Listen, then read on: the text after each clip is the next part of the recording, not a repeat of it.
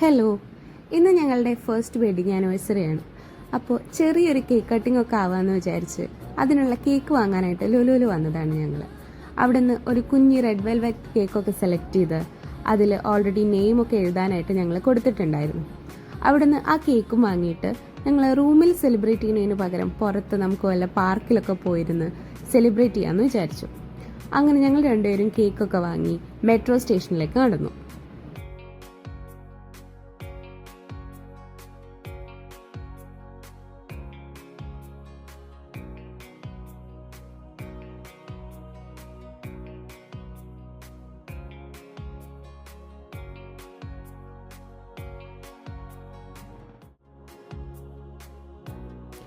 കേക്കായിട്ട് മെട്രോയിൽ പോകാന്നുള്ളതിൽ ഏറ്റവും വലിയ ടാസ്ക് അതെങ്ങനെ സേഫായിട്ട് കൊണ്ടുപോകും എന്നുള്ളതാണ്.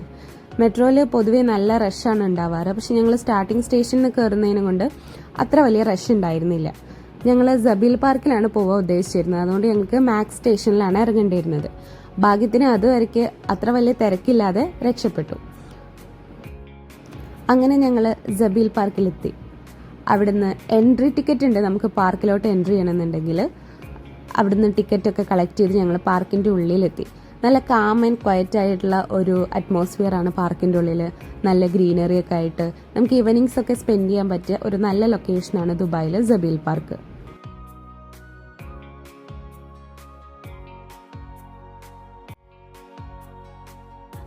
അങ്ങനെ ഞങ്ങൾ എവിടെ ഇരിക്കും എന്നാലോചിച്ച് കുറേ ലൊക്കേഷൻസ് തപ്പി നടക്കുകയായിരുന്നു.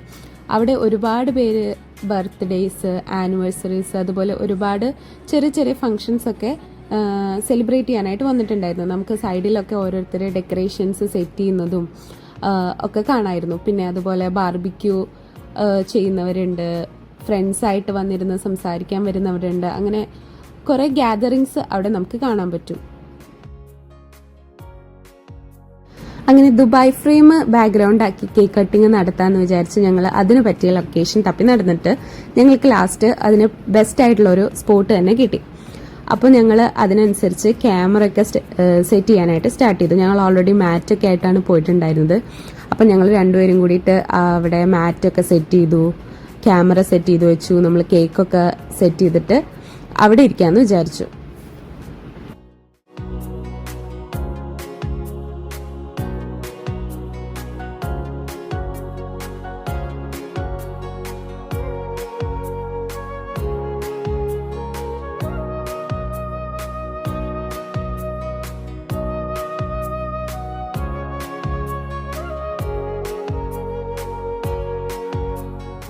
അങ്ങനെ ഞങ്ങൾ അതൊക്കെ വെച്ചതിന് ശേഷം ഇടയ്ക്കിടയ്ക്ക് ആംഗിൾ കറക്റ്റ് അല്ലേ, ഫ്രെയിമിലെല്ലാം കറക്റ്റായിട്ട് കിട്ടുന്നില്ലേന്ന് ഡബിൾ ചെക്ക് ചെയ്തുകൊണ്ടേയിരുന്നു. അതിനനുസരിച്ച് മാറ്റ് അഡ്ജസ്റ്റ് ചെയ്യും, ക്യാമറ അഡ്ജസ്റ്റ് ചെയ്യുകയും ഒക്കെ ചെയ്തിട്ട് ലാസ്റ്റ് ഞങ്ങൾക്ക് കറക്റ്റ് ലൊക്കേഷൻ കിട്ടിയത്.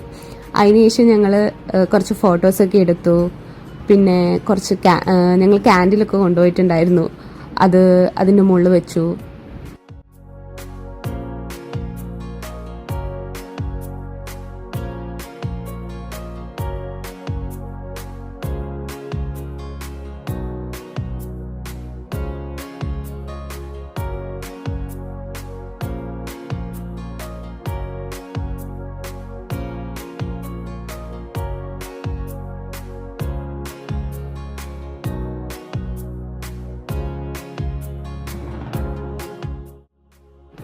ഞങ്ങൾ രണ്ടുപേരും മാത്രമുള്ള ഒരു കേക്ക് കട്ടിങ് അതിനെ കൊണ്ട് വലിയ സെലിബ്രേഷൻ എന്നൊന്നും പറയാനില്ല. പക്ഷെ ഞങ്ങളുടെ ഒരു സന്തോഷത്തിന് ഞങ്ങൾ രണ്ടുപേരും കൂടിയിട്ട് ഒരുമിച്ചിരുന്ന് ഒരു കേക്കൊക്കെ കട്ട് ചെയ്തു, അത് കഴിച്ചു. അവിടെ നിന്ന് ഞങ്ങൾ കുറച്ചു നേരം സംസാരിച്ചു, കുറച്ച് നല്ല ഫോട്ടോസൊക്കെ എടുത്തു. അങ്ങനെ നല്ലൊരു മൊമെന്റ് ആയിരുന്നു.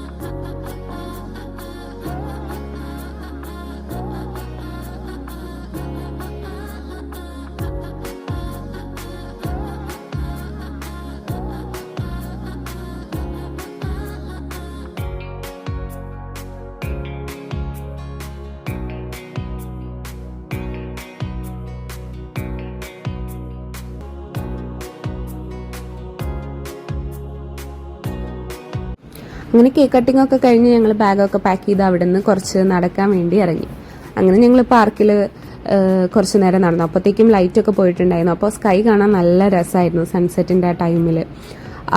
അവിടെ തന്നെ ദുബായ് ഫ്രെയിമിൻ്റെ സൈഡിൽ ഒരു മ്യൂസീഷ്യൻ്റെ പ്രോഗ്രാം നടക്കുന്നുണ്ടായിരുന്നു. അതിൻ്റെ വലിയൊരു ക്യൂ അവിടെ ഉണ്ടായിരുന്നു. ഒരു ശ്രീലങ്കൻ സിംഗറുടെ ഒരു പ്രോഗ്രാം ആയിരുന്നു അത്. അപ്പോൾ കുറേ പേര് അതിന് ടിക്കറ്റ് എടുക്കാനായിട്ട് അവിടെ നിൽക്കുന്നുണ്ടായിരുന്നു. അതിൻ്റെ അടുത്ത് ചെറിയൊരു റിഫ്രഷ്മെൻറ്റ് സ്റ്റോർ ഉണ്ട്. അപ്പം ഞങ്ങൾ അവിടേക്കൊന്ന് പോയി.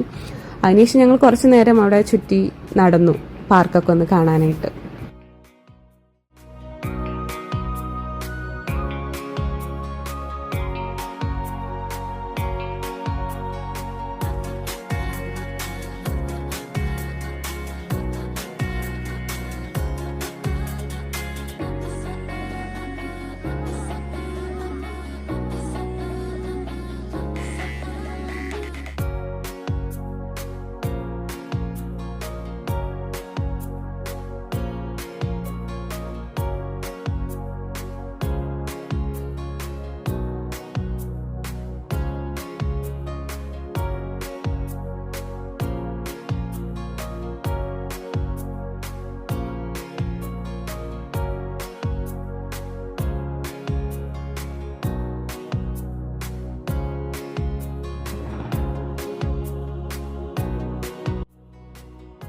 ആ ദുബായ് ഫ്രെയിമിനെ ഫേസ് ചെയ്തുകൊണ്ട് തന്നെ കുറച്ച് അപ്പാർട്ട്മെന്റ്സ് അവിടെ ഉണ്ട്.